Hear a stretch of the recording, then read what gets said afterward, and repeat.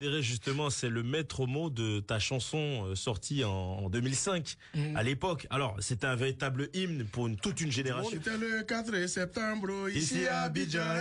Exactement. Ils nous ont gagné, on dit on est éliminé. Amen. Ce qu'ils ont oublié, c'est la Côte d'Ivoire. Découragement et les bas ivoiriens. Amen.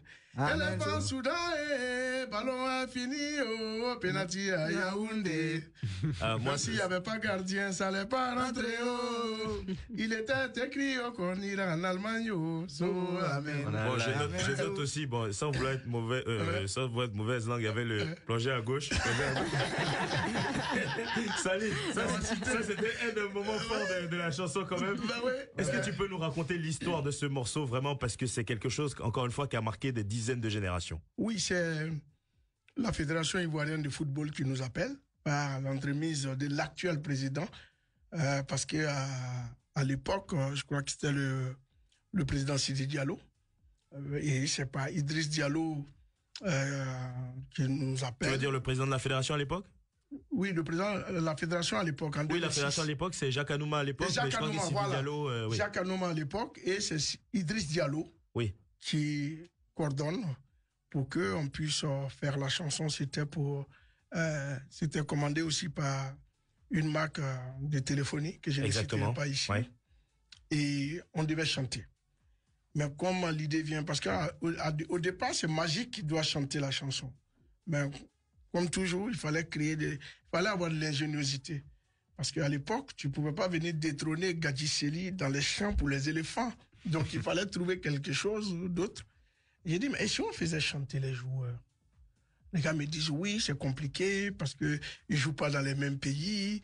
Pour les rassembler, c'est compliqué. Il faut la mise au vert aussi, c'est difficile. Et un de ces soirs, on me dit, la Côte d'Ivoire joue contre la Roumanie. Et ils jouaient à Rouen, je crois.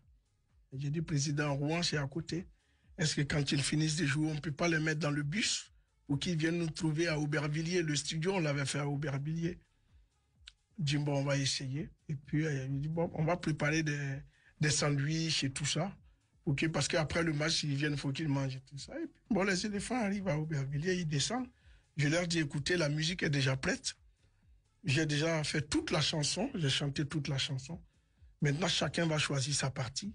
Et puis, on va voir ce que... Le meilleur chanteur d'entre eux, c'était Blaise. Kwasi Blaise. Ouais. C'était le meilleur. Donc, on le prend. Après, j'ai dit à Didier, bon, tu es le capitaine. Bon, pas le capitaine, tu es le vice-capitaine. C'est toi qui portes l'équipe. Il faut aller. Après, je parle à Cyril Domolo. Le capitaine à l'époque. Le capitaine à l'époque. Il faut aller.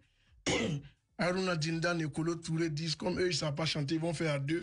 Une fois qu'on accuse un. Donc, voilà, on rentre et puis, chacun balance. Ebou Emmanuel qui met l'ambiance de partout. Téné Siaka.